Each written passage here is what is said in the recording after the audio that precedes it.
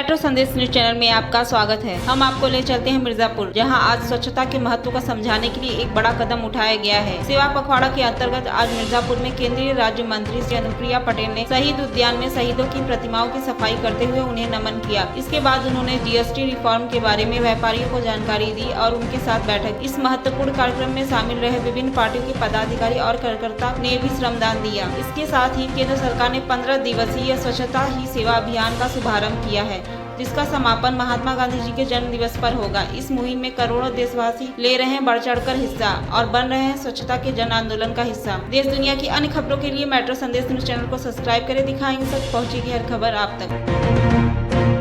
अभी प्रिंट और electronic media से आए हुए मेरे भाइयों को हम सब की ओर से, पूरे एनडीए गठबंधन के साथियों की ओर से सादर नमस्कार। आप सभी जानते हैं कि 17 सितंबर को माननीय प्रधानमंत्री जी के जन्म दिवस के अवसर से हमने 15 दिन का स्वच्छता ही सेवा अभियान प्रारंभ किया है, जिसका समापन आने वाली 2 अक्टूबर को परम पूज्य बापू की जयंती पर होगा। और आज 25 सितंबर को हमने स्वच्छता के लिए श्रमदान की पूरे देश में एक राष्ट्रव्यापी मुहिम चलाई और स्वच्छता श्रमदान के लिए 1 दिन 1 घंटा 1 साल इस मंत्र के साथ हम सभी भारतीय जनता पार्टी के, अपना दल के सभी कार्यकर्ता यहाँ जनपद मिर्जापुर में एकत्रित हुए और शहीद उद्यान में हम सभी ने सामूहिक रूप से श्रमदान किया है। और पूरे देश में आज स्वच्छता ही सेवा को लेकर पूरा हर्षोल्लास के साथ पूरा देश एकजुट है। स्वच्छता आज देश में जन आंदोलन बन चुकी है और करोड़ों देशवासी इसमें बढ़ चढ़ के हिस्सा ले रहे हैं। मैं भारत की स्वास्थ्य राज्य मंत्री हूँ, उस दृष्टि से भी कहूंगी कि स्वच्छता के स्वास्थ्य की दृष्टि से भी बहुत ही दूरगामी परिणाम है। और जब हम विकसित भारत 2047 के निर्माण की बात करते हैं तो स्वच्छता बहुत ही जरूरी हो जाती है। इसके साथ ही 22 सितंबर को नवरात्र के पहले दिन हमने एक नए अभियान को प्रारंभ किया। इस देश में पूरे जोशो खरोश के साथ GST 2.0 रिफॉर्म्स लागू हुए। GST बचत उत्सव आज पूरे देश में मनाया जा रहा है और भारत की टैक्स यात्रा में GST 2.0 अपने आप में एक मील का पत्थर है, एक अहम पड़ाव है जो बहुत बड़ा आर्थिक परिवर्तन लाने जा रहा है। हमारे देश की अर्थव्यवस्था आज दुनिया की 4थी सबसे बड़ी अर्थव्यवस्था है और इस अर्थव्यवस्था ने इन 11 वर्षों में फ्रेजाइल 5 से टॉप 5 का सफर तय किया है। हमारी कोशिश है और इस लक्ष्य को हम पूरा भी करेंगे।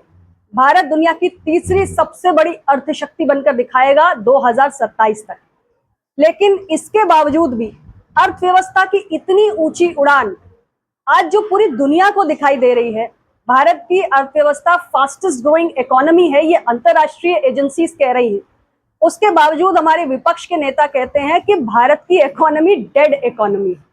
तो ऐसे लोगों के लिए इस GST बचत उत्सव में पहले दिन जो हमारे देश में ऑटोमोबाइल्स की सेल हुई है, अगर केवल उसको उठाकर देख लें तो उनकी आंखें खुल जाएंगी कि इस बचत उत्सव का कितना बड़ा असर हुआ है। पहले ही दिन 50,000 से ज्यादा छोटी गाड़ियां इस देश के अंदर लोगों ने खरीदी हैं।